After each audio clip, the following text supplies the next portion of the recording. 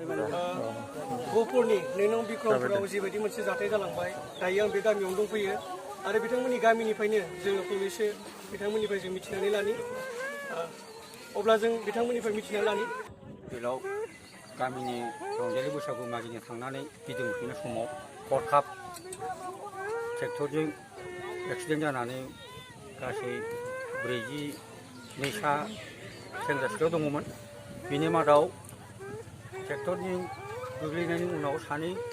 जोहोलावनि बा सुबुंनि जिउआ हस्पिटालाव लांनाय समाव गोमालांदों आरो माखासेया दा जोंनि एम्बुलेन्स लिंहरनायावबो जों मोनस्लाबैलाय माखासे लखिमपुर साबती मेडिकेल हस्पिटालाव लांदों माखासेखौ बिश्वनाथ सारियालियाव लांदोंमोन माखासेखौ केथालाव लांदोंमोन नाथाय बेहायबो हायैखौ सानै सुबुंखौ जों गुवाहाटीयाव दोनहरनो गोनां जादों नाथाय गुवाहाटीयाव थाहैनाय सानै गथ'आ दासिम मोजाङै अबस्थायाव थायाखै जों बेखौ खोनानो मोन्दों बेनिखायनो जोङो बे सुफुंखौ हायै खहा जानायखौ गामि जानानै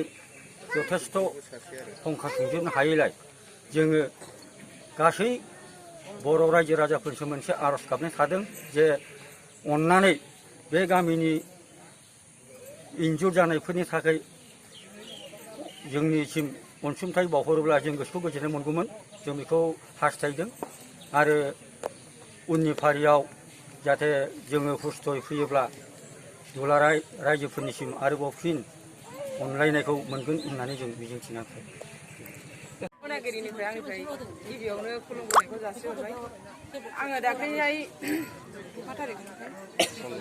16 एप्रिल खालि जाब्रबनाय जाथायाव जोंनि गामिनि लाइमोनफोरनि माखासे दुखुनांथाव बाथ्राखौ मेडिकेलनि खोथाखौसो आं बुंनोसै मानो होनना बुङोब्ला आं मेडिकेलाव थांदोंमोन थांनाय समाव जों हजों नायदोंमोन जे किसुमान जोंनि लाइमोनफोरनि थाखाय सुबिदा चिकित्सानि सुबिदानिखौ जों एसेबांमानि मोननाय जायाखै गहपुर सिभिलाव लांदोंमोन बेयाव जोंनो गथ'फोरनि थाखाय गंसे टिटिभिजि होनाय जादों लोगोसे जेबो टेब्लेट बा मलमनि जों बेबस्थाखौ मोनाखै जाहाथे बेफोरखौ जों मोजाङै मोननो हायो आं बेखौल' बुंनोसै आरो जों माखासे गथ'फोरखौ जाब्रबनाय जाथाय जायगानिफ्राय लांनाय समाव जोङो एम्बुलेन्स मोनैयाव गथ'फ्रा माखासे लाइमोनफोरा अक्सिजेननि प्रब्लेम जादोंमोन अक्सिजेन गारि मोनैयाव जों टाटा मबाइल किसुमान टाटा मेजिक आरो सोरनिबा कार बेफोरजों जों उसुबिदा अभार जानायफोरखौ जों लांदोंमोन लांनायाव अक्सिजेन मोनैयाव माखासेया लामायाव जिउ गोमानांगौ गोनां जादोंमोन जाहाथे जों बैफोर अक्सिजेन गोनां गारिखौ मोनोब्ला जानो हागौ जोंनि फिसाफ्रा मोजाङैनो मोजां जिउखौ मोनफिनगौबो जानो हागौमोन आरो लामायाव लांनाय समाव जोङो जिखुनु जोंनि आलुफारा सेन्टाराव गंनैसो फार्मासि दङ बिनिफ्राय जोङो माखासे सुबिदाखौ लादोंमोनब्लाबो जोंनो बेयाव जों थोजासेखौ लानो हायाखैमोन मानो होनना बुङोब्ला जोंनि बे जायगाया एसे बिथोरिया ओनसोलखाय माखासे फेसिलिटिया बेयाव गैयैखाय जोङो गथ'फोरखौ जिउ खोमानांगौ गोनां जाबाय बेखौनो आङो बुंनो सानोदि बेफोर गासिबो सुबिदानि थाखाय जों जायखिजाया जोंनि गहपुर मेडिकेलावबो सुबिदा मोनो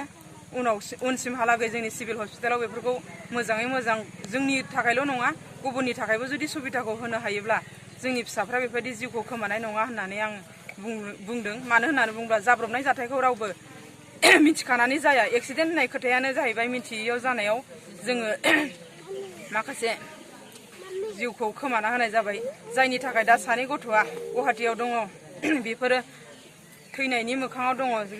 जायनि जिउखौ जोङो दासिमबो मोजाङै हुस्थ' भाबै मोनफिनगोन मोनफिना बेखौ जों बुंनो हायाखै आरो माखासेया दङ लखिमपुराव बेफोरखौ जोङो मा जागोन बेखौ बुंनो हाया बिनि थाखायनो आङो बयखौबो लखिमपुराव सासेया सिरियास दङ अपारेशननि खोथा दा बेनि थाखाय बयबो जुदि बिसिनि जिउनि आत्मानि थाखाय गोजोनै इसोरनाव आर'ज गाबो आरो अननाय रावजों बयखौबो